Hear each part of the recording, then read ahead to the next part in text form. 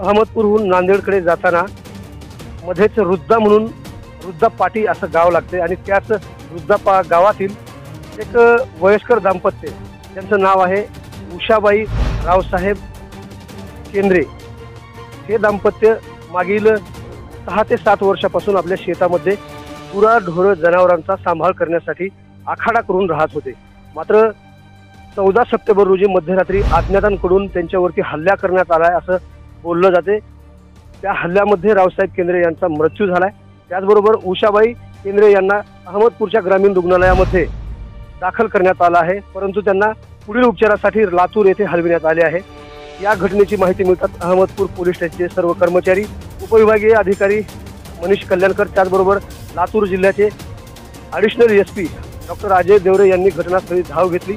या घटनेचा तपास पोलीस करत आहेत अशी प्राथमिक स्वरूपाची माहिती मिळाली आहे आणि गुन्हा दाखल करण्याची प्रक्रिया सुद्धा सुरू आहे। मागील बऱ्याच वर्षापासून अहमदपूर तालुक्यातील अनेक गुन्ह्याचे तपास सुरू आहेत, मात्र उलगडा झालेला नाही असं जनतेतून बोललं जाते।